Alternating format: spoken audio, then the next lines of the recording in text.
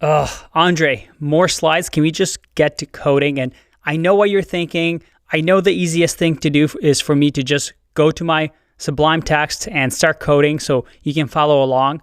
But I really want this course to build the foundation because I can do all the coding in the world, but if you have these fundamentals and we talk about them first, and as you code along with me or you do the exercises, you truly understand them from the basics, then you're going to retain a lot more information.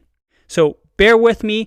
This is going to help you develop into a better developer. This is the last slide before we get into some coding.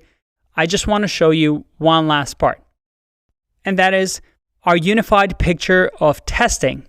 Now that we've talked about everything, we're going to be writing tests for our RoboFriends app. And if you remember, we have our main file, app.js.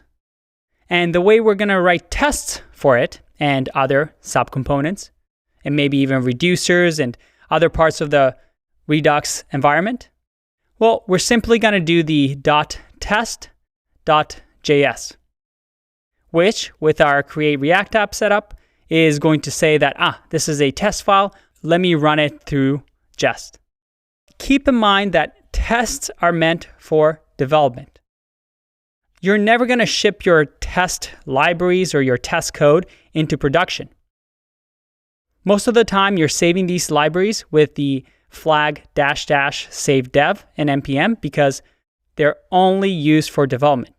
In development, as you're writing your tests, as you're writing your code, you have something like Jest running in the background that has the scaffolding, the assertion library, the test runner, the spies, mocks, and stubs that we need to read the tests, run the tests, see which tests pass or fail, and also output a code coverage so that we can work on our project. And when it's ready, it passes all the tests. It has all the nice tests that we need. We can then send it to production without all this stuff that production doesn't need. And remember that we're running these tests. We can run them in the DOM. We can run them in a headless browser, or we can just run them in a JS DOM, which we are going to do. We're going to use JS DOM because it's the fastest and the simplest to run our tests. All right, time to get to coding. It's going to be a lot of fun. I'll see you in the next video. Bye-bye.